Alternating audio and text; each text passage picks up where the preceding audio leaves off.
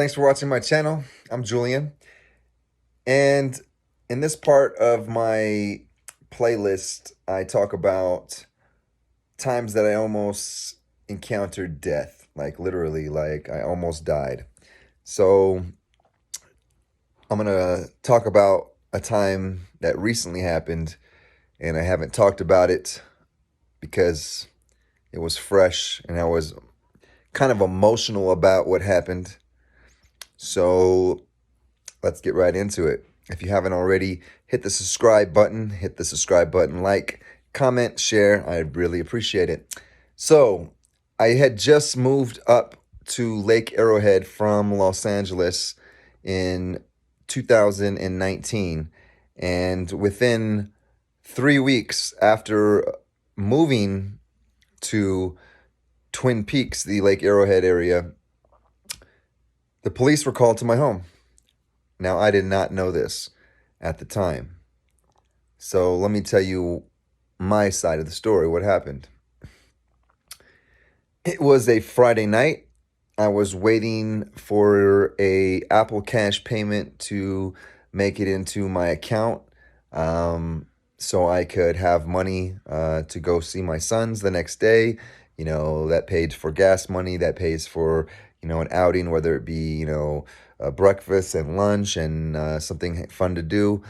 So I was waiting for this Apple payment to come through into my account, and for whatever reason, because I didn't have very good service out here, and again, I just moved out here 3 weeks earlier.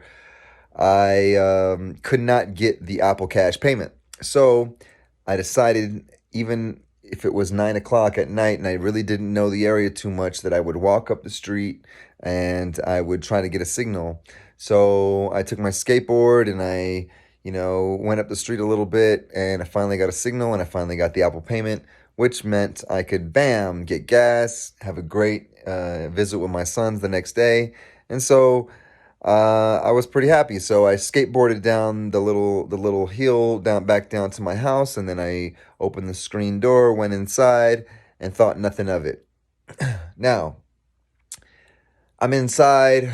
I get something to eat. I uh, might have turned on the TV, done a few other things, and then what I did is I went to the bathroom. And when I'm in the bathroom, it faces the street, and all of a sudden I see a bright shining light shine right into my window.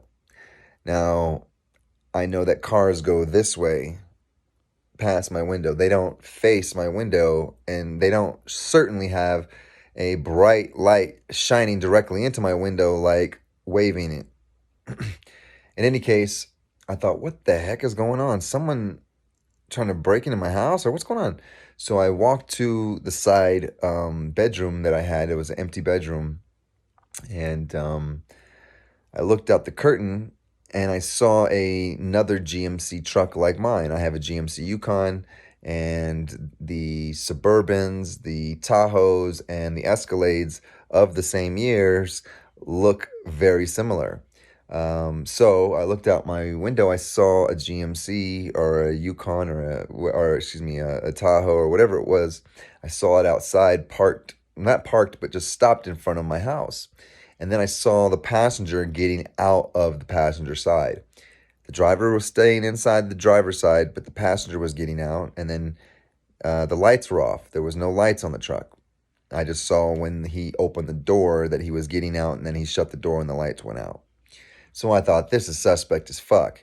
Now, I come from LA, and I had almost been carjacked twice, where I was literally inside my car and the criminal did not know it, and they tried to break into my car. And if you watch my documentary on my YouTube, My Lost Boys, it goes through that story where I literally was inside my car. They tried to break in, and I stopped them and from breaking into my car. So I had been through a few things like that, and I actually had one time where somebody had broken into my car when I was in a shopping center and then robbed me of, probably $1,000 worth of stuff. So what they were doing is, a lot of thieves were breaking into the Tahoes, the Chevys, the the GMC Yukons, the Suburbans, and the Escalades, and they were once you broken into the front first door, you can hit the unlock button, and then you could go to the back and you could steal the third row seats. So it was a real quick. Once you could steal those third row seats, you could sell them online for $1,000, $1,500, depending on like whether they were leather or whatever they were. So it was a real quick money grab for a lot of thieves. So they even made these little locks that would lock your third row seats into the mechanism. Long story short is, I look out my window and I think, is someone trying to jack me? Again, I just moved up here 3 weeks earlier, so I didn't really know the area. I didn't know anybody in the area.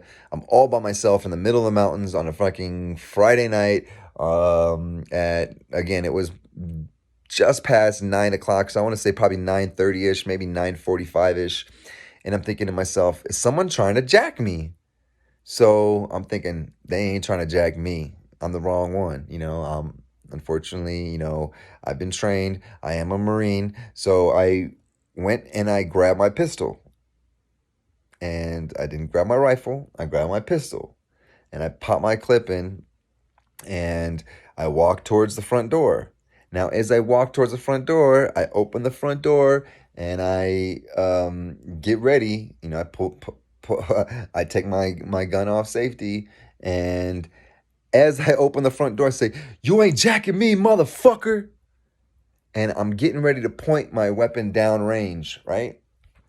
And as I'm getting ready to point my weapon down range, I see a sheriff pop out of the bush, literally, like come out of like the brush.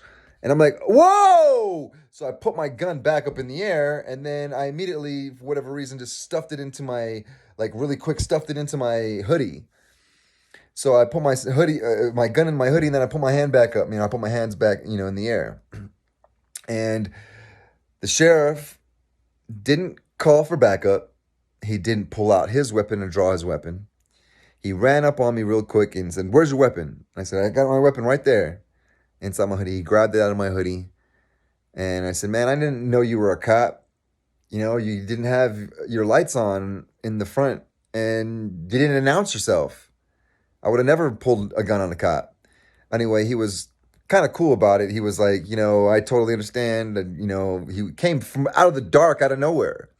So I'm sitting, he had to handcuff me. And while I'm in the handcuffs, I ask him, "Why were you called here in the first place?" And so he said there was a call that one of the neighbors said they heard a bang, and a loud bang, and they thought that there was a gang. And they sent the police to my address. Now, literally, the lady on the corner, I know who it was because then I heard dispatch say to him, um, the lady was worried that the next door neighbor to me, he's an Alzheimer's patient, she was worried about him. I guess she was a friend of his. Now, I had just taken a hike with this gentleman. Now, he wouldn't remember because he has Alzheimer's. And 2 seconds after you say, "Hey, my name is Julian," he'll forget your name and he won't remember he meeting you at all. Totally Alzheimer's, whatever you want to call it. I'm sorry. Don't mean to be disrespectful. In any case,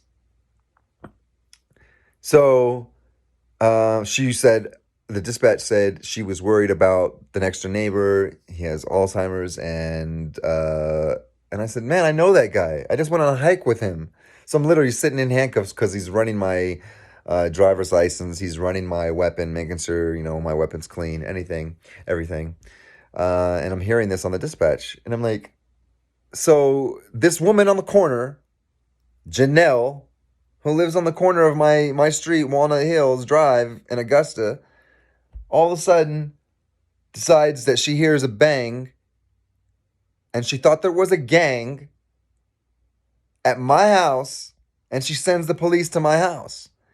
Now, let me tell you about the bang that she heard. Remember I told you I left and went down the street to see if I could get an Apple payment so I can go see my kids the next day? Well, when I came in, I have a screen door. The screen door slammed shut. I didn't think jack crap of it. And so this lady calls the cops, has them go to my address.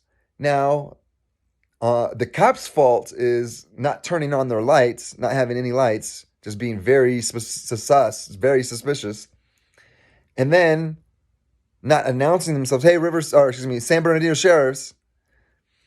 In any case, that's why the sheriff was really cool about it, and he never called for backup. The driver, the other sheriff, never came out of the driver's seat. He never got out of the car. But had that driver, that other police officer, seen me almost drawing my weapon on his partner, don't think for 1 minute that I wouldn't have got shot. So, yeah, I was a little upset because the next day I was trying to see my kids. I have 2 children. 2 children that I love, 2 children that I'm barely able to see at that time. And so, yeah, Janelle, you almost got me killed. And because I am a Marine and I'm a good shot, you could have got an officer killed. So, yeah, maybe you should think about what you do before you do it, and think about how you're affecting other people before you do it. Because that was bullshit. That was bullshit. You heard a bang. You heard my screen door slam. Your immediate reaction was to call the police and send them to my address. Why? Because I had just moved in 3 weeks earlier. And for whatever reason, you don't trust me. You don't know that I'm a good dad. I'm a former Marine. You don't know that I'm a hero. I've actually saved a child's life and breathed air after she drowned.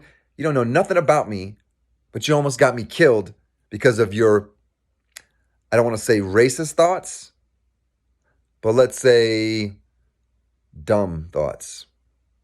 All right?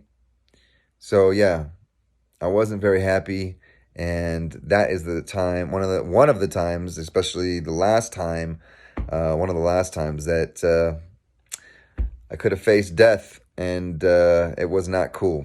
So to Janelle, I'm still here. You didn't get me shot, thankfully. And for all the people that watch my channel, you know my story about my children. So you also see how I am with animals. You know that I didn't need to be having the police called on me for any reason. I don't bother nobody. I didn't know anybody up here. I was like, what the hell? So I didn't expect the police, and especially when the police don't have their lights on, I'm thinking there's a criminal outside trying to jack me. That does show you one thing, though, that if you are a bad guy outside my door and you're trying to hurt me, rob me, rape me, whatever you're trying to do, kill me, I'm not afraid of you. So that does show one thing. I mean, obviously, I've saved lives. I've served in the Marines. I've done a few things. But, yeah, I mean, if there's a bad guy, I ain't afraid. So I'll run out and pull my gun on you if you're fucking trying to jack me, trying to screw with me. So you get a foot up your ass before you even know it. That being said, I apologize to police. The police were more than understanding, and they never even wrote it up because in the paper they every month they do all the incidents, and I read that paper that month to kind of see if it was in there, and it was not. And so they didn't even write it up as an incident. Like I said, the other officer never got out of his car. The officer never drew his weapon. The only thing they did was run my weapon to make sure I was safe. I didn't have anything on my weapon, and made sure my driver's license was clean as well. I didn't have any record, or I wasn't on probation or parole. That being said, that's the end of my story. And if you haven't hit the subscribe button, please do hit the like button, comment, share, and I'll see you next time. Thanks for watching.